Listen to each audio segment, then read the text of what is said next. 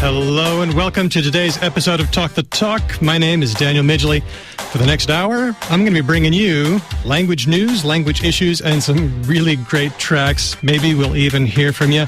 Today's show is about the linguistics of rap music, and I'm not alone. I'm here with M. Burrows. How's it going, Em? Word up. I'm going very well, thank you. That's very fitting considering the theme song that we've used. Yeah, see what I did there? I do. Have you got your rap on? Yeah. It's all happening on Talk the Talk. Just to start off with, I've got a news story that's got me pig-biting mad. Oh, dear. And I'm even a vegetarian, so you know that. Wow. Yeah, it's pretty bad. Now, you don't have a lot of language learning experience? Not really, no. Okay. That's Bill Gates' big regret, by the way. He mentioned that out of all the regrets he had, not ripping off the Mac OS, not any of that stuff, not learning a second language. Really? How interesting. It's a good thing to do. Yeah, it definitely is. It's not without peril, though. No, that's right. Yes. So yeah. I've got a story here by a guy by the name of Nick George. He's written his story on the website of the ACLU, which stands for the American Civil Liberties Union. So this goes back to 2009. He says he was planning to fly through the Philadelphia airport to start senior year at Pomona College in California, and he was learning Arabic. And one of the things that you do when you are learning a language is that you have flashcards. It's very normal, right? You've got, especially, I've still got all my Russian ones and my Japanese hiragana, there they are. You learn them and you hope that you can remember them. So he says, at the metal detector at airport security, TSA agents asked me to empty my pockets, as they do. Have you ever flown, by the way, through the USA? I haven't actually, no. It's a little invasive. Is it? Yeah. I took the set of flashcards from my pocket, he says, and handed them to the officers. Then they asked him to step aside for additional screening. And the minutes ticked by, he says, and I got more confused about why I was being detained and more concerned that I would miss my flight. One of them called a supervisor. After a half-hour delay at the security line, the supervisor showed up, and things turned from annoying to surreal. After looking at the book, I presumably in Arabic, and flashcards, the supervisor asked me, "Do you know who did 9/11? What? Taken totally aback, I answered, Osama bin Laden. Then she asked me if I knew what language Osama bin Laden spoke. Arabic, I replied. So do you see why these cards are suspicious? She finished. No. Yes. That is outrageous. That's not all. He didn't just miss his flight. He was actually handcuffed, arrested by the Philadelphia police, and frog-marched through the airport to their office where he was held for several more hours. Oh, my goodness. Yeah. All for the supposed suspicious behavior of speaking a language that 300 million people speak. I cannot believe that. What on earth did they think he was going to do? Well, language is pretty powerful, we know, but goodness. Well, this is my homeland. A little jittery sometimes, a little paranoid, especially when it comes to language. There seems to have been this blanket suspicion of people who speak Arabic or who speak whatever it is that the language that we're afraid of du jour is. It's the same thing that I went through when I started learning Russian. Yeah. What are you learning that for? You're kind of some kind of commie subversive or something. And I have here a cartoon that I'll throw up on our blog, www.talkthetalkpodcast.com. It's very small. I don't know if you can see it here. It says, "Don't speak the enemy's language, speak American." Wow. Yeah, and it's got a picture here of Hitler and Mussolini and Hirohito speaking German, Italian, and Japanese, respectively. I guess we're supposed to be suspicious of all those languages. I just can't believe that kind of attitude still exists. Can you? I mean, I can believe, but I can't understand it. Well, it makes sense if you think of language as something that unites us. And in fact, often we say, speak a common language so that we can feel united with each other. And minority languages are often persecuted in the name of national unity. Right? Well, what they mean really is so that we don't feel threatened, isn't it? Because if you feel like someone's speaking a language you don't understand, you feel on the outer. So rather than it's like we want to feel united, it's kind of we don't want to feel not united. Does that sort of make sense? That does make sense. Yeah. And it's sort of like, I'm too lazy to learn another language, so I'm going to insist that everybody else speak my language, which has worked very well for English speakers. I was about to say, this is the thing that a lot of Australians, myself included, suffer from, is that, we don't have to learn other languages because we know we can go to Europe and we can go to all these places and people will have some kind of, English. And so we can sort of get away with it, as it were.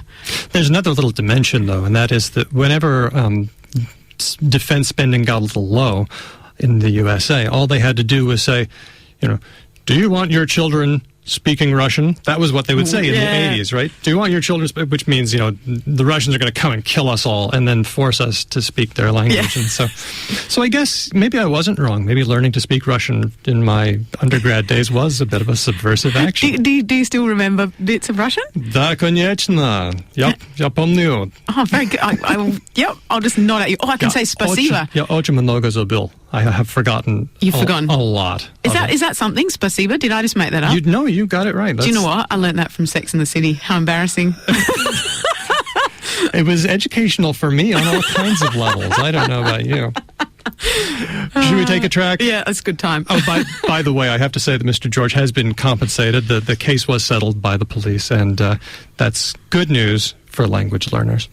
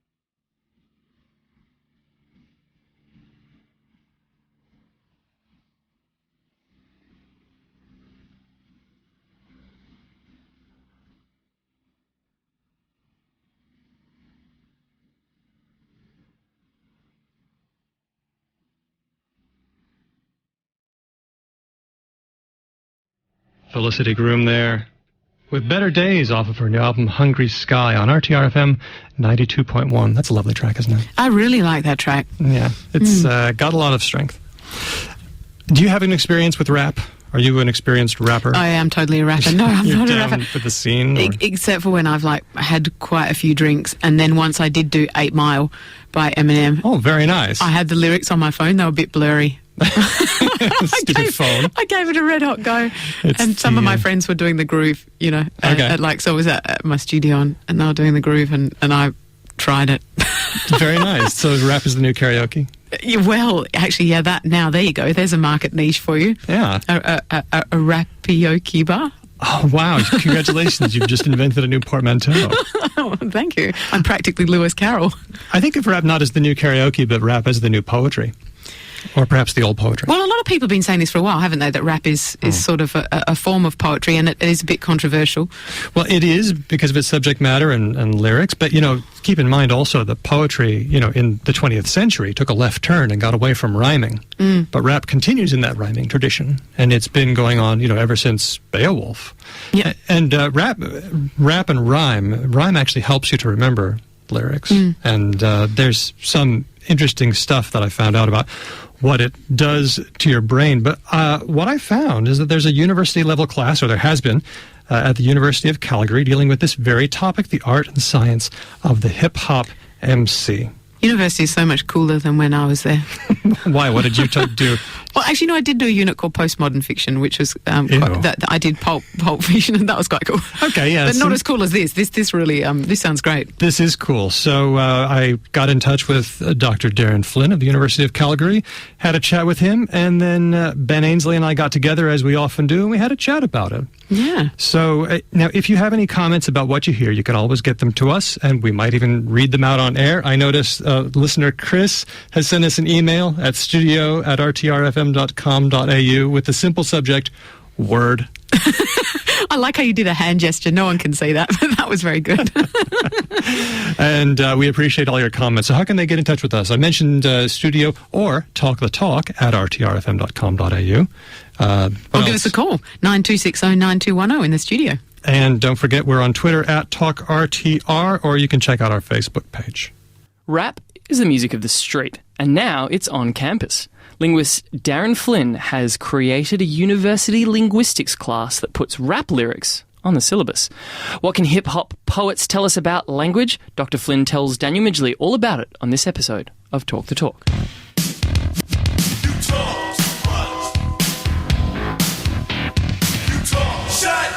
Word. It feels appropriate to say that this time, especially, more appropriate than normal. You were doing the robot. I was doing the robot. I was popping and locking in, the whitest possible way.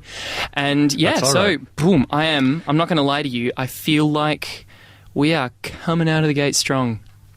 We are. Show number 2 of the year, and we are doing a really cool topic, rap. Not just rap, but rap linguistics. But let's not get ahead of ourselves. Let's not. Let's talk about the news. Boom. What's going on in the world of linguistics? Daniel, lay it upon me like a glorious shower of knowledge. Well, Kieran of My Language Diary tweeted the story to me that the Catholic Church in Malaysia lost its appeal to be able to use the word Allah to refer to God. Now, it's very, very common for non-Muslims in predominantly Muslim countries to use the word Allah to refer to God, even if they're talking about the God of the Christian Bible or whatever. Right.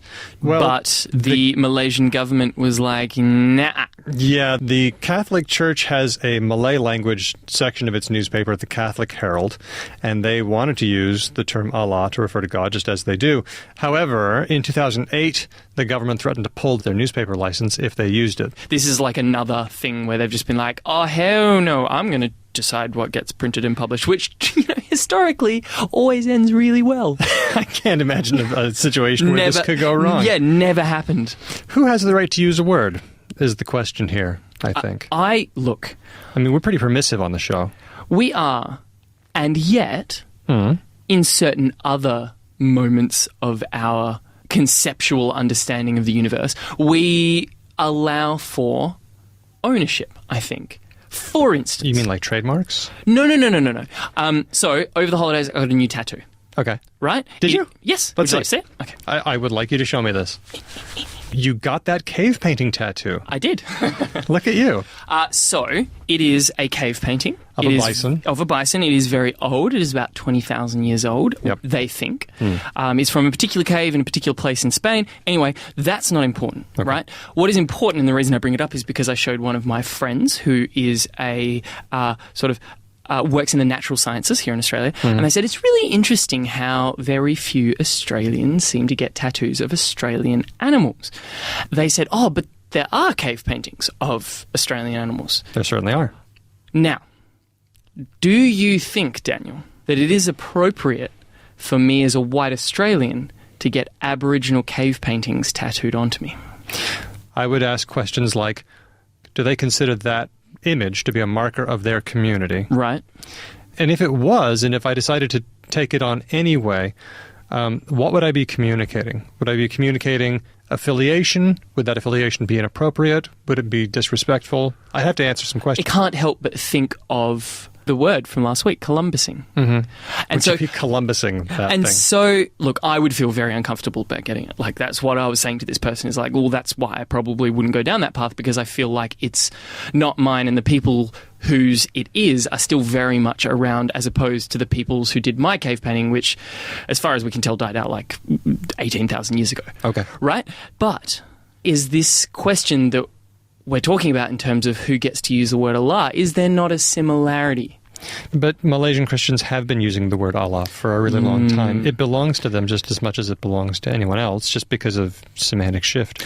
And there are other examples. You know, there's an RTR-FM ad that says that a certain club is the Mecca for local music. Okay. You know, right. So at what point should do we we not do say, yeah, not only what is and isn't sacrosanct, but who makes that choice? And so when we're talking about this issue in Malaysia, I would tend to err on the side that a government is probably about the worst you can get on a list. It's a really bad idea. I mean, governments work best when they are secular. That way everybody's rights get respected. And, you know, let's not forget that people who are most affected by religious laws, including blasphemy laws, are other religious people. Right. These rules are used against religious minorities, and that is just a potentially explosive situation. Very bad. Bad move. Very bad. However, if you disagree... If you have an insightful, intelligent, and relevant piece of information to contribute to this discussion, well, then you have got quite a few ways you can get in touch with us. Yeah, why don't you get on our Facebook page, facebook.com/RTRFM Talk the Talk. We'll have a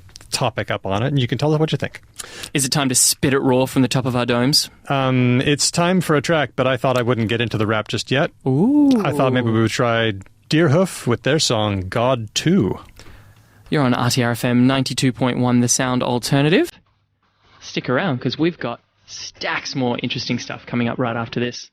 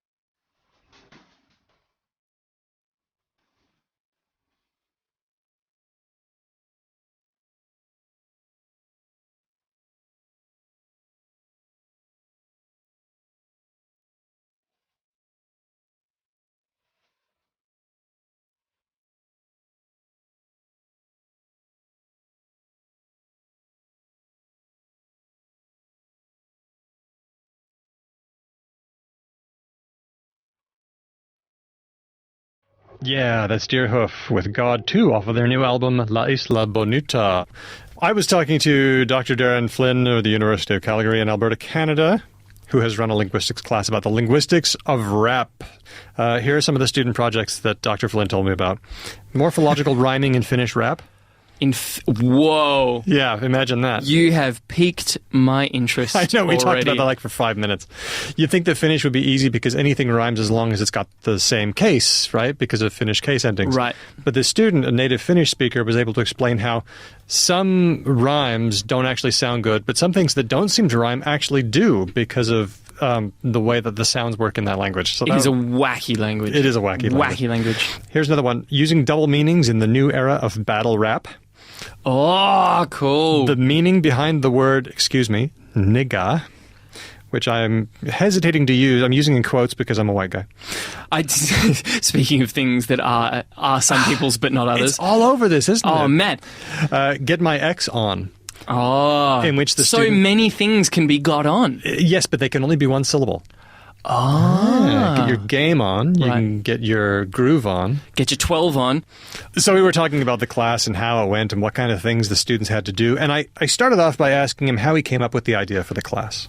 I had a chapter in a book that came out recently. It's on Eminem, and the office admin, Francie, says, hey, you should teach a course on this. And I said, oh, that's just kind of something I do on the side. I'm basically the phonologist at the department, and I work on Indigenous languages, Canadian Indigenous languages, I should specify. But she kept asking me to do it, and we pitched it at the department. They're like, no, that won't work. Rap has this aura, doesn't it? But eventually it was agreed to, and we did it last term, so it was a lot of fun. You were able to investigate all sorts of syntax, morphology, phonology, phonetics, pretty much everything. In fact, I don't think there's anything I was looking through your episodes, I don't think there's anything that you covered that we couldn't relate to rap. There's always some angle.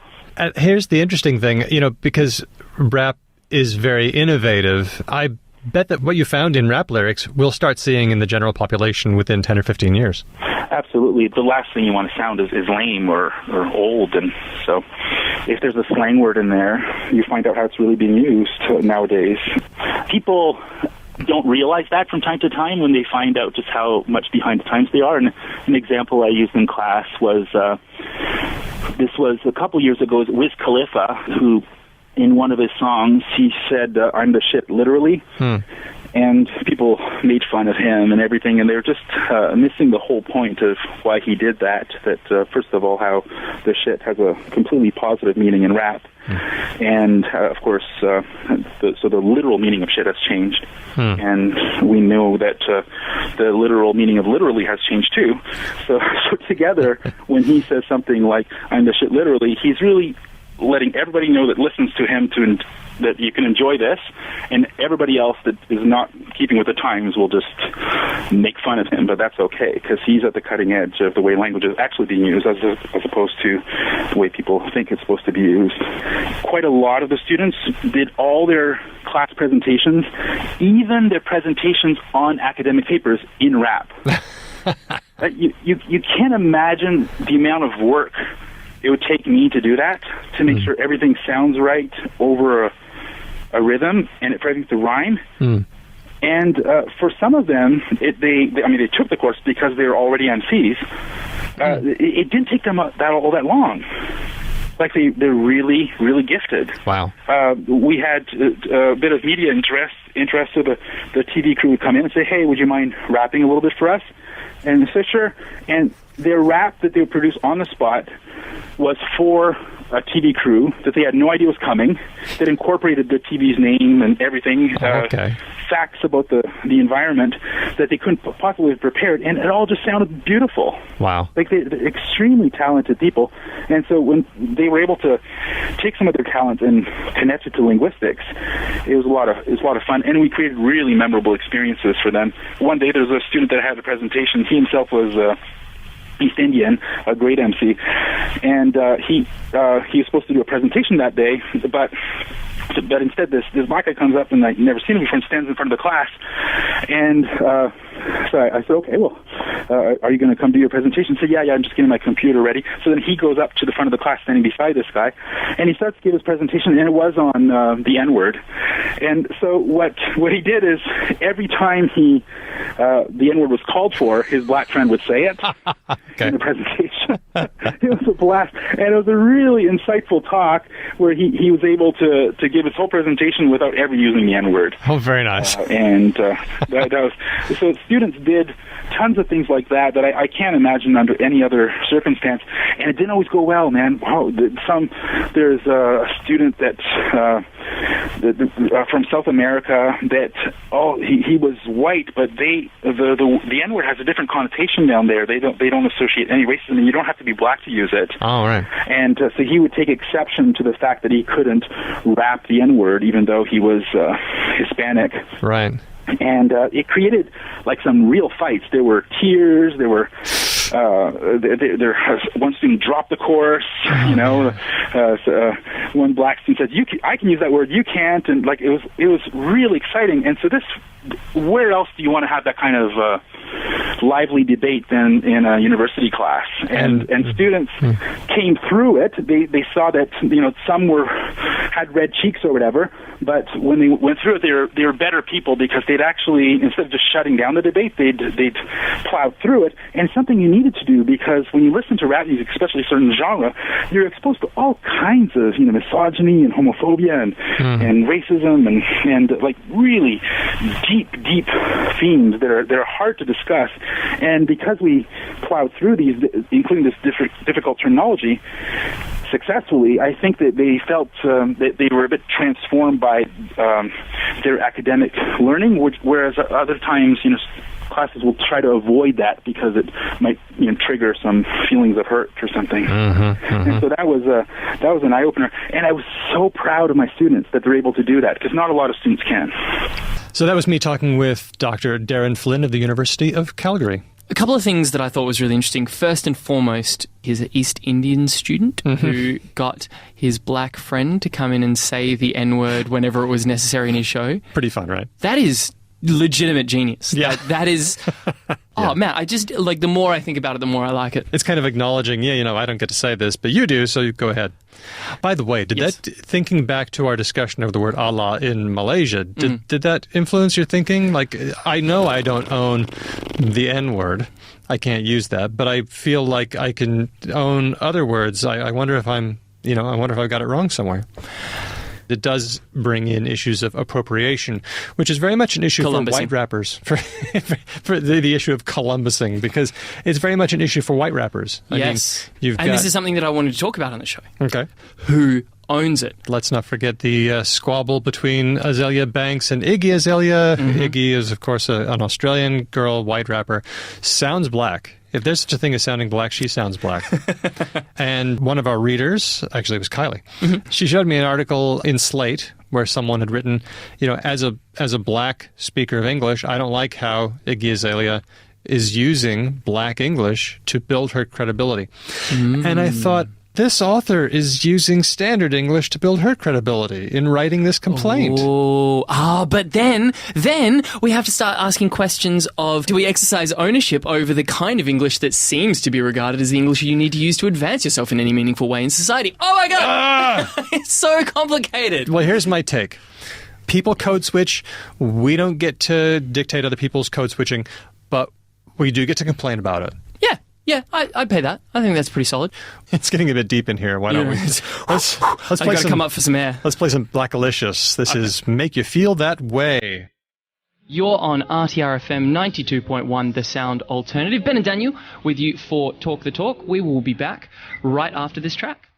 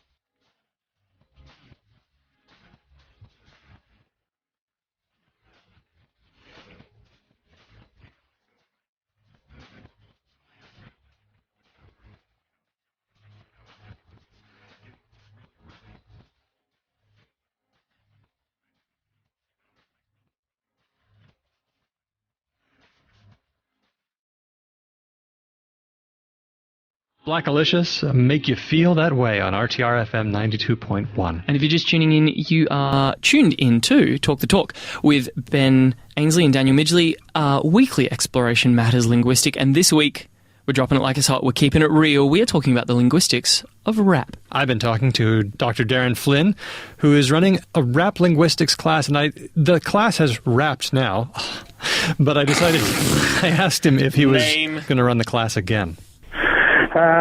No, I'm afraid not. I mean, it's just, I have my work cut out for me. I teach phonology, and so my students tend to go into things like speech therapy or become language teachers. So I have to kind of keep it to straightforward stuff.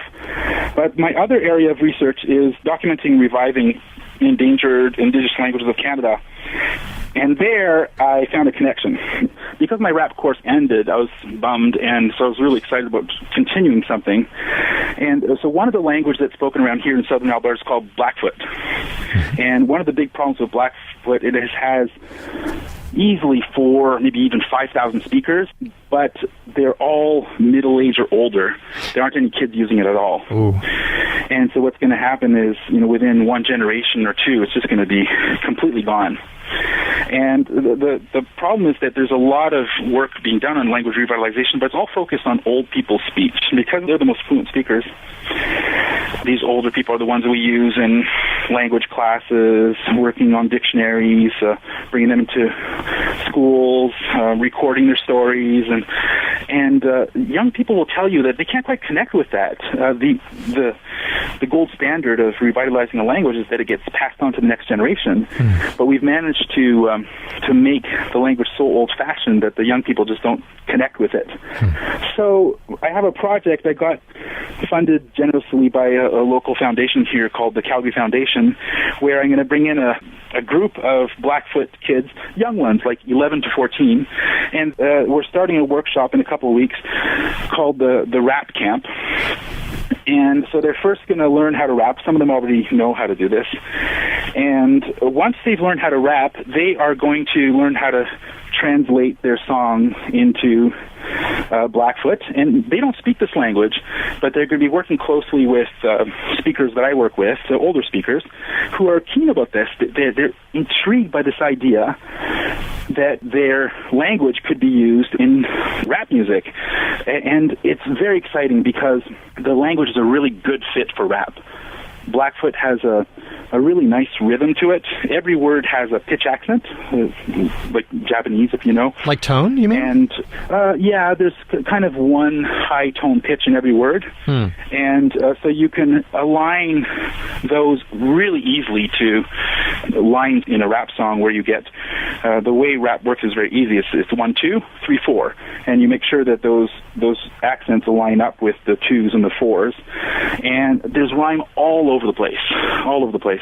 And once you make them realize that, just even when they talk, so when they say like, "Hi, how are you?" It's Tani Tapi, and I'm good, Ixo Kapi, and then they say, "What's your name?" His name Tani. This is my girlfriend, Napiaki, and it just goes on and on and on. And I'm like, look, you just put those all together in one verse, and it just sounds great over music. Wow! And so this is going to be the first rap album in Blackfoot, and they're making videos for it too. So some of the workshops are learning how to do film, and all of this is done on iPads with a microphone, with software that's right there, and it comes out sounding and looking great. So I think that there's a real thing that can be done for making a traditional language exciting for young people, and way more valuable than other things that people are doing, because when you look at the amount of language in a rap song, it's huge. There's a huge amount. And if kids learn this by heart, they'll know a whole bunch about their language. And I bet that it's going to turn them into little fire keepers of their language. They'll say, that wasn't so hard, and then they'll write a few more songs, and it's going to go somewhere. I'm pretty excited about using rap for language revitalization. It sounds like a fantastic project, and then that'll give the older people something to complain about how the young people are abusing the language these days. Exactly, and that's what you want. You want the kids to grab the language and run away with it, because that's when the kids know that they've owned the language. It's precisely by doing things that elders might not necessarily approve of that you know you've succeeded. There's a Native American MC called Tall Paul that documented his own struggles with this. Again, not a speaker, but tried to include at least a verse or a hook in his native Anishinaabe in his music. And he talks about his struggles, learning conjugating the verbs and so on, but it's really good stuff. I would recommend his Prayers in a Song to your listeners is a good one, because I really recommend it to other places. Like it's an easy course to do. There's so many ways in which you could explore and do this, and it's something that should be done more widely, because this is a huge theme in a lot of students' lives. One student didn't have any prerequisites to join the class, and he said, please let me in the course. And I was like, I'm not sure. You don't have the prerequisites. And he said, please, rap saved my life. And I had no idea what he was referring to, and that kind of actually freaked me out a bit more. I said, well, I don't think so. But then our office admin who'd convinced me to run the course in the first place, he'd approached her, and she said, come on, Darin, let him in the class. And so I did, and he himself is interested in speech therapy, and I was wondering what the connection was. It turns out that he grew up in a really rough neighborhood in Toronto, and among his many experiences when he was a kid is he was hit on the side of the head with a bat, and he lost the ability to speak. And for a good 6-7 months he couldn't talk. But then, after he regained consciousness, I think a month later or something, it was quite a story. But what he found was that with rap, it was the first form of speech he was able to do. He was unable to talk, but he could rap verses that were set. And so little by little, through rap, he was able to regain his speech, but for quite a period, rap was the only form of speech he was able to do. And so his presentation, which was actually turned out to be quite fascinating, was that he documented how this kind of therapy is actually quite successful with people that struggle. They can't talk, but they can sing. You know about this phenomenon, perhaps, but the same applies to rap. And so he was arguing that we need to introduce a whole lot more rap into speech therapy. And as far as I know, that's new and clever. And it's like a second-year student is pitching this. So that you can take rap linguistics in all ways.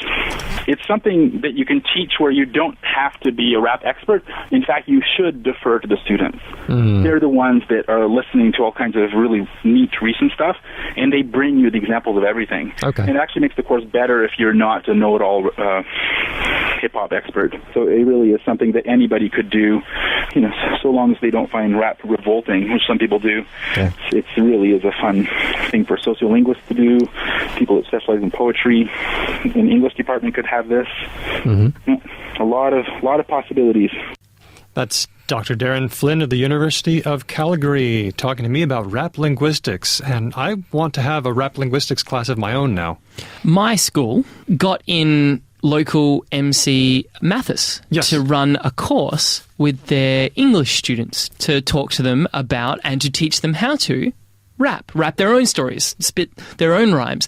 And I thought that was so cool. But that's what he's talking about there, about how it's not this weird street thing that like the degenerate gang member, it hasn't been that for so long that it seems quite laughable and absurd that there's still like that aura of... I know. Anyway, it's what a cool... I would love for you to do a rap linguistics, but only if you rap something in each lecture. Not the whole lecture, just a little bit of rap. Yeah.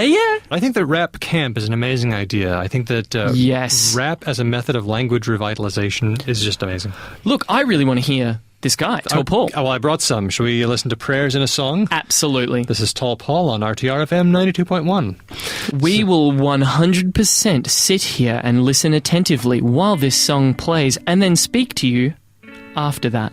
But we're not going anywhere. We're not going anywhere. We're staying right here. We'll be exactly where we are. We're going to remain here until after this track.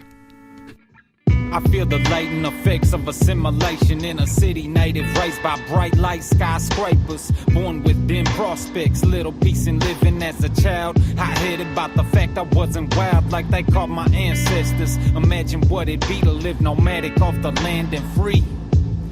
And Instead, I was full of heat like a furnace, cause I wasn't furnished with the language and traditional ways of my peeps. Yeah, I used to feel like I wasn't truly indigenous. Now I say me which, get your money due for showing me my true roots. Definitely native. Take responsibility for being educated. My people and customs originating from early phases of history. It's deeper than fried bread and contest powwows. Tears shed in the sweat, large prayers go out to all those I've wronged and who have wronged me. Gotta treat them like family. Get your money due, we do Kawishin. Jimushka with Zion, me Dutch but me, it is Zion. Me Shishanam, Zagit, Iway, when Ganu, Shishanam, Bizendao, Wishanam, me Wayne, Jinugam of Yan. Me Mishomis, we do Kawishanam, Jit, I budget too young, Anishanabe is your twawin. Me Jit big, it came to my KI, Nishanabe, my dizzy win. Becoming aware of a heartbeat's fragility, so I pray for my creator's will and humility.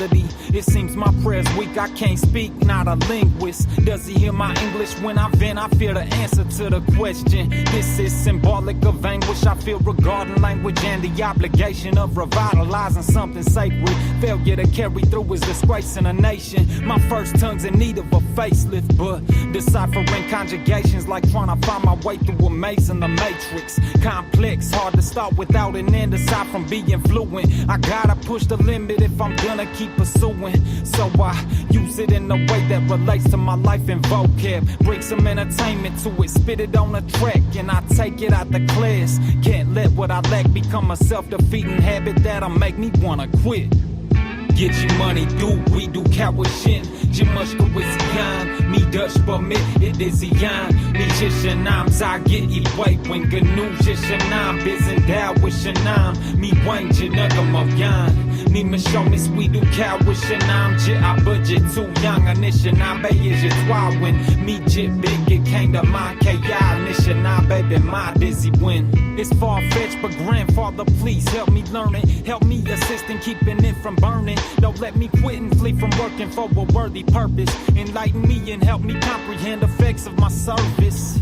I need a spark in my desire from something high. Pride and negative reminders killing my stride. Sometimes I'm the type that likes getting results overnight without sweating or stressing overnight. So I pray, Creator, give me strength, then I can move on. Creator, show us love so we can spread around. Communicate with us from above. Hear me now, my prayers in a song, I speak them out loud. Grandfather, help us to revitalize the language and ways so we walk. Tall Paul there, rapping in English and his traditional Anishinaabe. I really liked that. That was really cool. Yeah, I did too. And if you would like to see the video clip for that track, you can catch it on our blog. Yeah, we'll put it up there. Well, as always, why don't we wind up with a word of the week? I don't know if this word is going to be in the running for Word of the Year, but it's an interesting one. We could think of lots of ways to describe people who are part one ethnicity, part another. It's an interesting thing, the notion of part something. And, you know, not all of the words that have been coined to describe people of multiple ethnicities have been very kind, shall we say. In fact, quite a few have been unkind. Yes, quite. Anyway, here's a word that I ran across in an article on NPR, the blog Code Switch. Everyone should check it out. And the word is hapa. Hapa. H-A-P-A. It's a Hawaiian pidgin word to describe mixed-race people, mostly half white, half Asian. It comes from hapalua, the Hawaiian word that means half. Ah, that seems not that offensive. Used to be, but it's come up, and now people are kind of using it to refer to themselves, not like a part anything, but as a thing. Hapa is now a thing. So will we see it being used more? We'll keep our finger on the pulse. I'm a howley. Yeah, me too. What are we going to listen to as we depart in victory? Thought we would try Half Asleep. This is the Luzine remix by School of Seven Bells. Until next week. Bye for now. Toodaloo.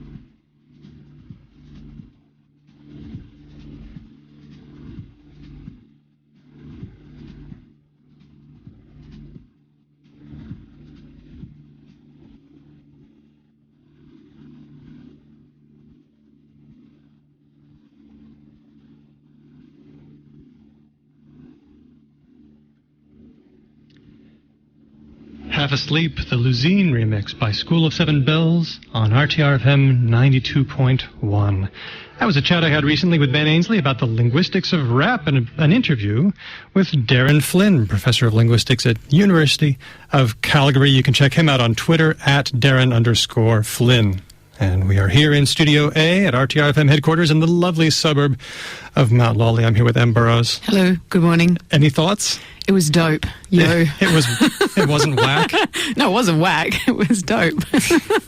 Dope and whack are the only two sort of words from that subculture that I know. I sound so lame when I say that, though. It doesn't quite flow. I don't have the dope flow. We had a bit of a postscript on Rap Camp, by the way, which Dr. Flynn mentioned, of young Blackfoot speakers or non-speakers learning to become speakers. It's going on now, and it's going really well. The kids are learning to rap in Blackfoot and in English, and they are working on videos and things. I'm just reading an article here about it. One student says, "Our language is going away. It needs to come back and stay how it was in the past." Of course, it won't be like it was in the past, will it? No, it won't. It never will. Yeah. Always changing. Another student says, that was Chanel White Quills, and Devonta Traverse says, "I like it because I want to learn it, and when I grow up, I want to be a rapper." Oh, cool. So, that's a solid life goal. I think so. So you can check that out on therapcamp.org. Now, we got lots of great emails and lots of great feedback from listeners. Listener Rami phoned up, and he had a question. Yeah. And the question is there anything that rhymes with orange? Now, this is something that comes up, like when I was a primary school teacher, and, I would do sort of, poetry, lessons in English with my kids and that sort of stuff. That it was always the example that one gave of, words that were, either had no rhymes or were very difficult to rhyme. But it's not true, is it? No, there are. You can make things rhyme with orange. It depends on how, well, you know what, I should leave this to the expert. I think so. Let's do it. Okay, this is a bit of an interview with Eminem talking to Anderson Cooper in the USA, and here's how that went. People say that the word orange doesn't rhyme with anything, and that kind of pisses me off because I can think of a lot of things that rhyme with orange. What rhymes with orange? If you're taking the word at face value, and you just say orange, nothing is going to rhyme with it exactly. If you enunciate it and you make it like more than one syllable. Orange, you could say like, I put my orange 4-inch door hinge in storage and ate porridge with George. You just have to figure out the science to breaking down words. That man's a genius. That is so good, isn't it? And it's just off the cuff, but it's actually so interesting because that is one of the keys to rap, isn't it? It's all in the sort of the enunciation, the pronunciation, the emphasis, as we like to say around here. When you put the emphasis on the different syllables. Exactly, that old gag. It depends on how... Oh, really? That was my dad's gag. Oh, that was my dad's gag as well. No way! Oh, my gosh. Dad humor. It's happening. Oh, that's so good. Well, and it depends on how willing you are to move things around a little bit. And that's part of the innovation that's so inherent in rap music. And there are other words that are very hard to rhyme, like silver. Can you think of a rhyme for silver? Oh, gosh. Since we're talking colors that don't have rhymes. Yeah, I don't know. I think there's an Ogden Nash poem where he said, she asked me to find a rhyme for silver, but I just left because I'd had my filver. Oh, that's filver, great. Right? That's good. So thanks, Rami, for that one. I hope that helps. It's been another episode of Talk the Talk. I think we've just about come to the end. Oh, it's sad because I was having such a good time. Well, I'll tell you what. Come back next time. Week. We'll have more fun, and you can always check out our blog www.talkthetalkpodcast.com. See you next week. Okay. Bye for now.